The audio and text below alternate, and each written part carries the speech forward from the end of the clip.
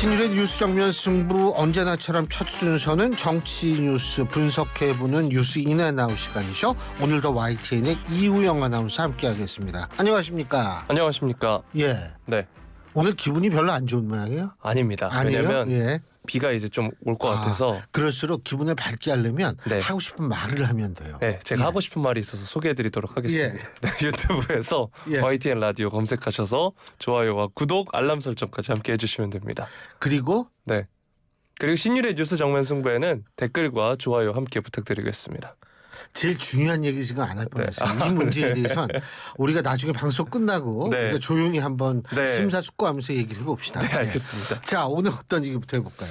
네, 오늘 5.18 기념식 관련 이야기부터 한번 살펴보도록 하겠습니다. 예. 윤석열 대통령이 오늘 제43주년 5.18 민주화운동 기념식에 참석을 했습니다. 보수 진영 대통령으로는 처음으로 2년 연속 참석했다고 하고요. 지난해 5.18 기념일 당시 유공자 유족과 비공개 환담에서 매년 참석하겠다 약속한 바 있습니다. 5.18 유공자 유족 등 5월 어머니 15명, 또 광주 북구 국립 5.18 민주묘지 정문인 민주의 문을 통해 입장한 윤 대통령은 기념사에서 5.18 정신을 계승하겠다 이런 뜻을 재확인했습니다. 그러면서 5월 정신은 자유민주주의 헌법 정신 그 자체이고 우리가 반드시 계승해야 할 소중한 자산이다. 우리를 하나로 묶는 구심체다 이렇게 말을 했습니다. 예. 네, 윤 대통령은 특히 기념사 말미에 5월의 정신으로 우리는 모두 하나가 됐다. 5월의 정신 아래 우리는 하나다 이렇게 선언을 한 건데요. 대선 후보 시절부터 광주 복합 쇼핑몰 등 지역 발전 공약에 심혈을 기울여온 윤 대통령이 호남의 발전이야말로 5월 정신의 완성이다 이렇게 말을 했습니다. 지난해 이제 1,610자였던 기념사 분량인데 올해는 1,073자로 줄었는데 핵심 메시지는 대동소이했다. 대통령실은 이렇게 보고 있습니다. 만약 대통령이 임기 5년 내내 5.18 기념식에 참석할 경우 노무현 전 대통령이 이어 두 번째가 된다고 하고요. 전 대통령들을 한번 살펴보면 김대중 전 대통령이 지난 2000년 현직 대통령으로는 처음으로 기념식에 참석한 바 있고 문재인 전 대통령이 2017, 2019, 2020년 등 세 차례 이명박 전 대통령과 박근혜 전 대통령은 각각 취임 첫 해에 한 차례만 기념식에 참석한 바 있습니다. 자, 어제도 저희가 이 소식 전해드리면서 엠바고다 확실하지 않다 이렇게 전해드렸는데 예. 보수 정권 대통령이 2년 연속 기념식에 참석하는 게 처음이다. 제가 처음에 말씀드렸고요. 예. 국민의힘 인사들도 대거 참석을 했습니다. 어떻게 보셨나요? 전 솔직한 얘기로 이건 당연한 일이라고 봐요. 이 5.18이라고 얘기를 하는 것은 5.18 민주항쟁은 이건 진보 보수의 문제도 아니고 진영 간의 문제도 아닙니다. 그렇기 때문에 이 5.18 민주항쟁 민주화운동을 기념하는 이 부분에 있어서는 여야의 구분이 있을 수는 없죠. 그리고 중요한 것은 뭐냐면 지금 이 역사에 있어서의 가장 좀 불행하고 가장 슬프고 정말 생각하기도 싫은 정말 아무리 이 민주화 운동이라 하더라도 끔찍한 일이었었거든요. 이런 일을 다시는 반복하지 않는다는 차원에서 제가 볼 때에는 보수 정권일수록 더 열심히 참석해야 된다라고 봅니다. 그런 것들이 우리가 역사 앞에서 겸손해진다는 차원, 그리고 역사와의 어떤 대화를 통해서 미래를 얘기할 수 있다라는 차원, 그리고 이 소위 말하는 통합적 메시지를 분명하게 행동으로서 전달할 수 있다는 차원에서 저는 당연한 일이라고 생각합니다. 그런 의미에서 내년에도 참석해야겠죠. 네. 진영, 이념간의 문제가 아니다라고 말씀을 해주셨습니다. 그렇다면 5분가량 이어진 윤 대통령의 기념사는 또 어떻게 들으셨나요? 이 5.18 민주화 운동이라는 것은 우리가 함축적으로 얘기를 한다면 이런 겁니다. 이 대한민국 헌법을 이 소위 말해서 정권을 잡으려는 야욕에 불타는 군부들이 군홧발로 우리나라 헌법을 짓밟은 시도를 이 자신의 생명을 던져서 막으려고 했던 것이 바로 5.18 민주화 운동입니다. 5.18 민주항쟁인데요. 그렇기 때문에 윤석열 대통령은 평소에도 법치와 자유를 강조하지 않습니까? 네. 그런 차원에서 헌법 수호를 위해서 자신의 몸을 던지고 자신의 정말 모든 것을 희생했던 5.18 민주화 유공자 그리고 5.18 유족들 그리고 5.18 당시에 희생된 수많은 광주 시민들을 생각한다면 지금 윤석열 대통령의 이런 언급은 평소 본인의 자신에 있어서의 언급을 보나 제가 볼 때에는 필요한 얘기들이 다 들어있다라고 생각합니다. 그렇기 때문에 이 5.18은 제가 볼 때는 앞으로 우리가 절대로 잊어서는 안 되는 중요한 정신이다. 그런 의미에서 윤석열 대통령의 기념사도 바로 그러한 표현을 했다. 뭐 이렇게 볼 수 있겠죠. 네, 5.18 관련 소식 계속해서 전해드리도록 하겠습니다. 대통령실이 저희가 어제 전해드린 소식 중에 하나인데요. 어제 더불어민주당 이재명 대표가 5.18 민주화운동을 헌법 전문에 수록하기 위한 원포인트 개헌을 제안했다. 이 소식을 전해드렸는데 대통령실이 이에 대해 5.18 정신을 모독하는 것이다. 이렇게 밝혔습니다. 대통령실 관계자에 따르면 5.18 민주화운동 43주년인 오늘 언론과 통화를 가졌는데 이번 원포인트 개헌 제안은 비리에 얼룩진 정치인들의 국면 전환용 꼼수에 불과하다 이렇게 말을 했습니다. 윤 대통령은 정치를 시작하기 전부터 5.18 정신이 곧 헌법 정신이라는 원칙과 소신을 지속해서 밝혀왔다면서 작년 5.18 기념사에서도 언급을 했고 올해도 언급할 것이다 이렇게 말을 했고요. 헌법 개정에 대해서는 규범 질서의 근본을 고치는 것이기 때문에 그 자체는 국민적 합의와 절차가 중요하다 강조를 했습니다. 5.18 민주화운동에 대한 윤 대통령의 일관된 입장이 반영된 반응이다 이렇게 해석이 되고 있는데 윤 대통령은 개인의 자유와 인권을 무시하고 전체주의, 권위주의와 연대를 중시하는 반자유주의 세력이 자유민주주의의 5월 정신을 훼손하려 한다는 인식이 강한 것으로 지금 전해지고 있습니다. 윤 대통령이 사실 대선 후보 시절에도 여러 차례 광주 5.18 민주묘지를 방문해서 5.18 정신의 헌법 전문 수록에 찬성한다는 입장을 나타낸 바 있는데요. 자, 그런데 더불어민주당이 또 이에 대해서 반응을 내놨습니다. 더불어민주당은 5.18 정신을 모독했다. 이게 대통령실 이런 반응에 대해서 5.18 정신을 모독하는 사람은 윤 대통령이다 이렇게 비난을 했습니다. 강선우 대변인이 오늘 서면 브리핑을 가졌는데 43주년을 맞은 5.18 민주화운동이 오늘 43주년을 맞았는데 오늘 대통령실이 대한민국을 5월 정신 아래 하나가 되지 못하게 분열시킨다 이렇게 지적을 했습니다. 그러면서 5.18 기념일을 앞두고 5.18 정신을 헌법 전문에 수록하는 논의를 시작하자는 게 어떻게 국면 전환용 꼼수인가 라면서 대통령 공약을 실천하자는 게 국면 전환용 꼼수가 되나 이렇게 반문을 했습니다. 자, 국민의힘 입장에선 5.18 헌법 수록은 찬성을 하는데 원포인트 개헌을 해야 하는가에 대해서는 신중한 입장이라고 하고요. 민주당에서는 대통령만 의지를 보이면 가능할 것이다 이런 발언이 나왔는데 대통령실에선 야당의 원포인트 개헌 제안에 조금 전에 말씀드렸다시피 5.18 정신을 모독하는 것이다 이런 입장을 나타내고 있습니다. 양측의 팽팽한 입장 차이 어떻게 보셨나요? 일단 저는 이 부분은 분명히 말씀드리고 싶어요. 지금 299명 정도에 되는 우리나라 국회의원들 중에 5.18 정신의 이 헌법 수록에 반대하는 의원은 저는 한 명도 없을 거라고 봅니다. 그렇기 때문에 이거는 여야의 이견이 일단 없는 문제인데 그렇다면 이 문제가 왜 이렇게 되느냐. 이 원포인트 개헌을 지금 하자라고 이 제안을 하는 거 어쨌든 개헌을 해야지 헌법 수록을 할 수 있는 거 아니겠어요? 그런데 이제 아마 국민의힘 쪽에서는 대통령실과 이게 개헌 얘기가 지금 나온다는 사실 이렇게 되면 개헌은 블랙홀이에요 항상. 그러면 왜 그러냐 하면 원포인트만 개헌을 하는 거는 좀 이거는 사실 거의 좀 생각하기 어렵고 우리가 이왕 개헌을 하려면 여러 가지 문제 사실 87년 체제라고 얘기를 하는 그 87년에 만든 헌법 중에서 지금 시대가 변했는데 좀 바꿔야 될 부분도 많은데 이것도 바꾸자라는 얘기가 자연스럽게 나올 수밖에 없고 원포인트 예를 들면 원포인트로 하자 이것도 다 해야 된다 이거 가지고 또 이제 싸우게 되고 이렇게 해서 다른 모든 거를 빨아들이는 역할을 하는데 그러니까 이제 국민의힘 쪽에서는 그리고 대통령실 쪽에서는 지금 상당히 좀 어려운 환경에 처한 민주당이 이 수세 국면을 좀 전환하려고 이런 얘기를 하는 거 아닌가 이런 것을 좀 과한 표현으로 저는 했다라고 보고요. 민주당은 또 거기에 대해서 또 아주 자극적으로 지금 반응을 하고 있어요. 양쪽이 좀 극단적인 용어들이 많이 오가는 것 같은데 제가 앞서도 말씀드렸지만 5.18이라는 것은 진보 보수의 문제가 아닙니다. 그리고 이게 사실 이 원포인트로 뭐 한다라는 거에 대해서 전 좀 그 실현 가능성은 없다고 보지만 그리고 이제 이재명 대표는 그런 얘기를 했더라고요. 이 4월 총선할 때 같이 개헌도 하자.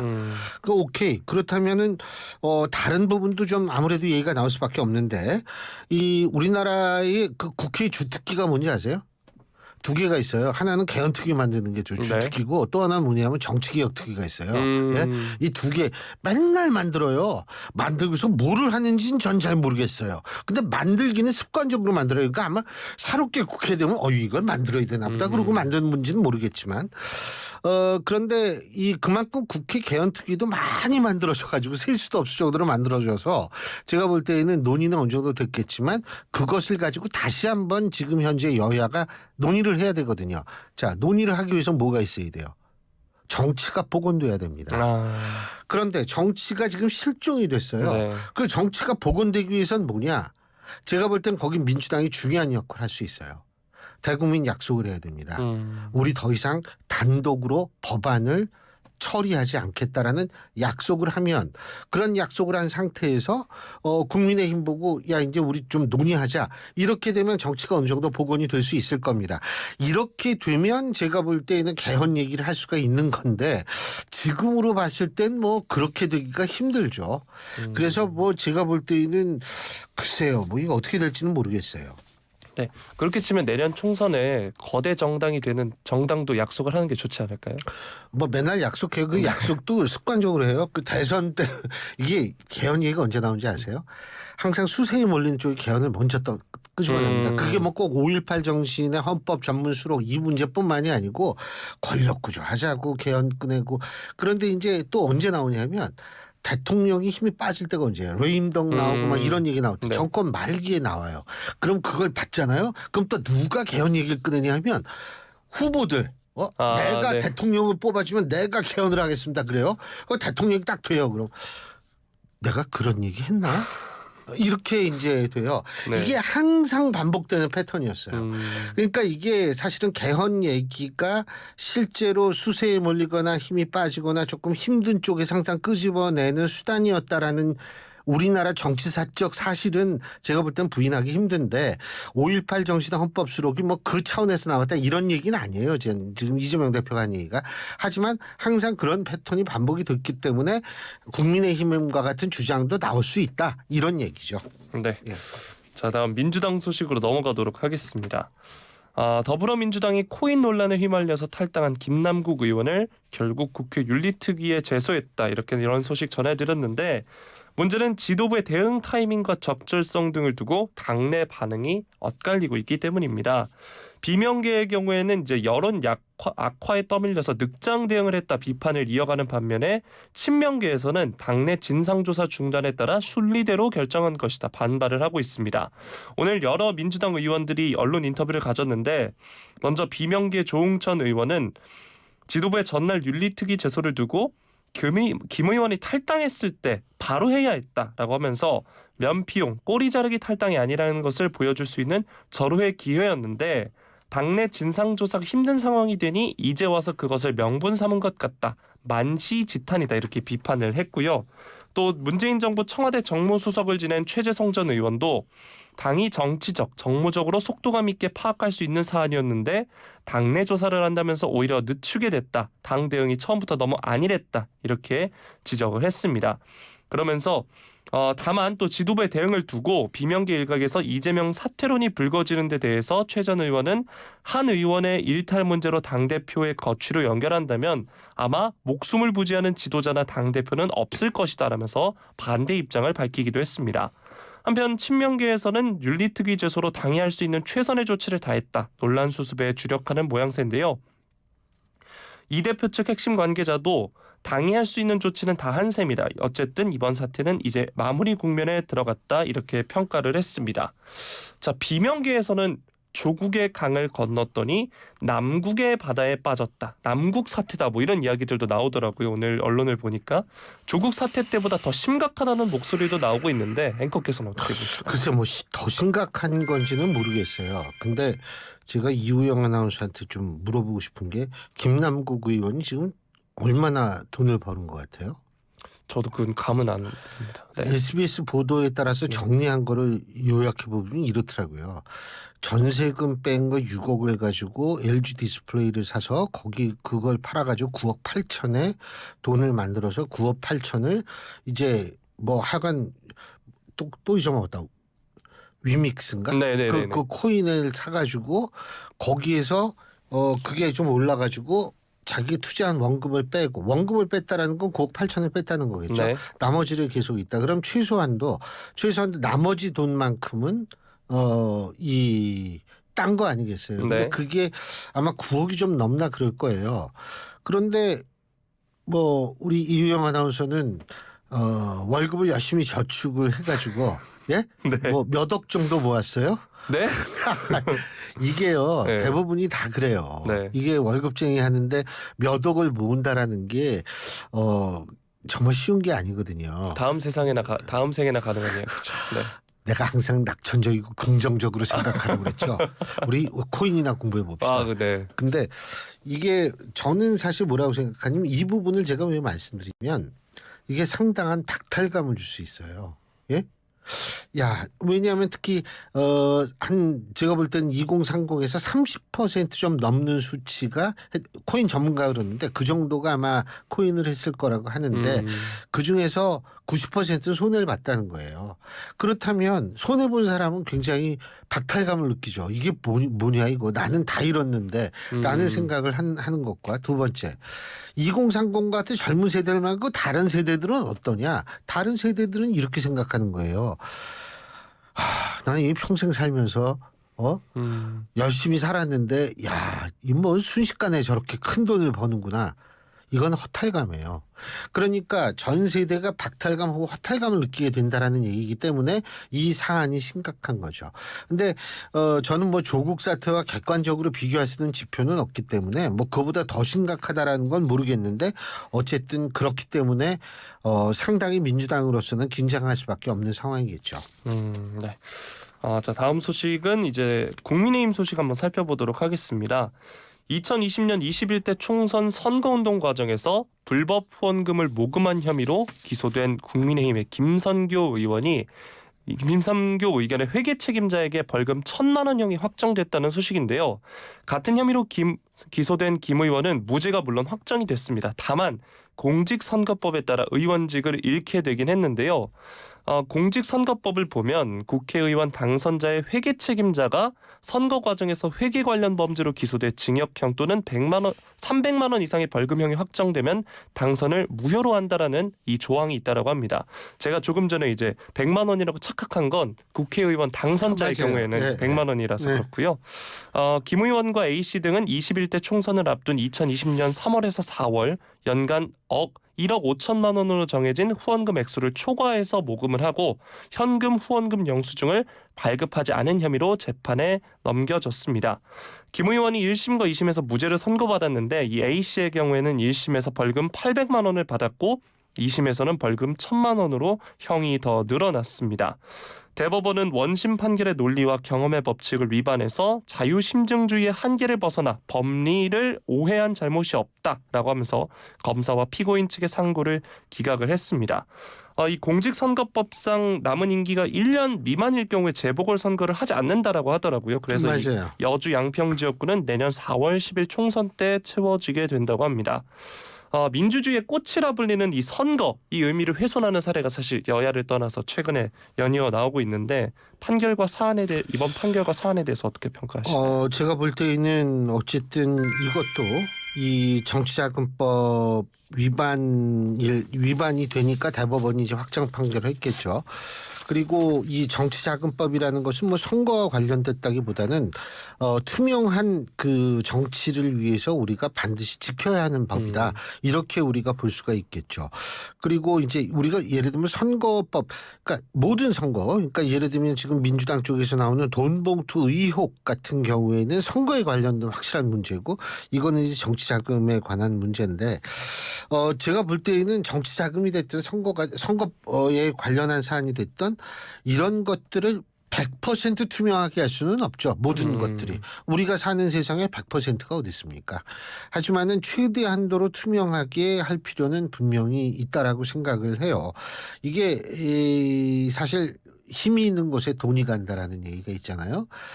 근데 그럴수록 우리는 힘이 있는 곳에 눈에 불을 켜고 감시를 해야 됩니다. 그 우크라이나에서 요새 또 부정 사건으로 시끄러운 모양이더라고요. 그래서 그러니까 이 우크라이나 같은 경우에 지금 전쟁 중인데 이 대법원장인가 하는 분과 관련된 또 의혹이 제기가 된 모양이던데 그래서 어쨌든 어떤 나라든 투명하게 하려고 노력을 하는 것이 중요하죠. 예. 네.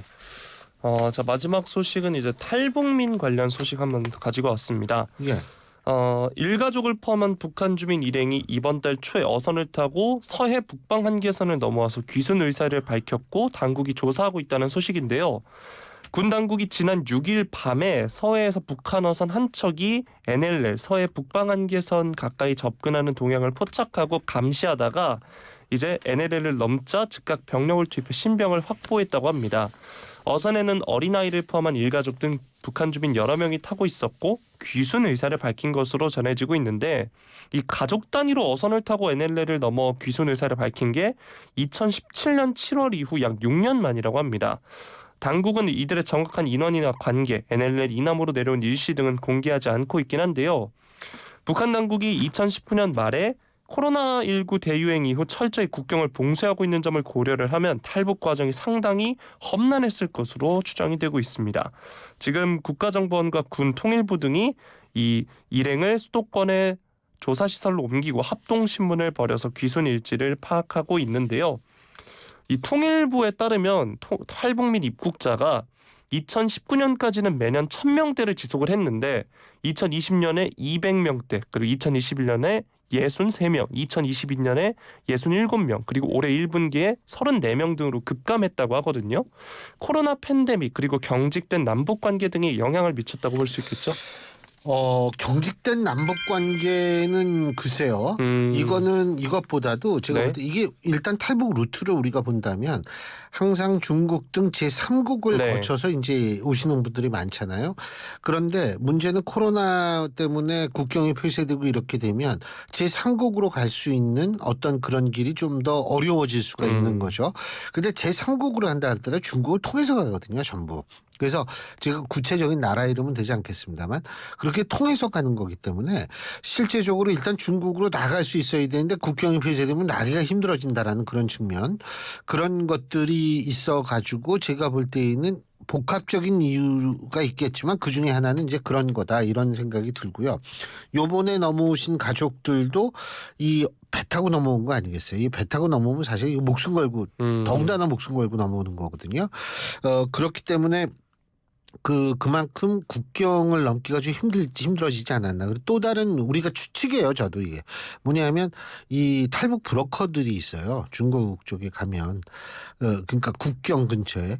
근데 이 사람들이 요새 활동을 제대로 할 수 없는 또 이유가 있지 않을까 이런 생각도 좀 추론해 보기 때문에 이런 여러 가지 이유들이 복합적으로 해서 탈북하시는 분들의 숫자가 굉장히 줄었다 이런 생각이 드는데 한 가지 중요한 것은 뭐냐면 우리가 당연히 얘기를 하는데 그 통일의 목적이 뭐야 하냐면 인권의 회복을 위해서 통일을 해야 된다라는 걸 우리가 꼭 잊지 말아야 되고 그런 차원에서 뭐냐면 탈북하시는 분들 우리가 정말 사선을 넘어온 분들인데 우리가 당연히 우리가 할 수 있는 테두리 내에선 최대한도로 이들의 정책을 도와야 된다 이런 말씀 드리고 싶습니다. 네. 예, 오늘 말씀 여기까지 듣죠. 고맙습니다. 고맙습니다.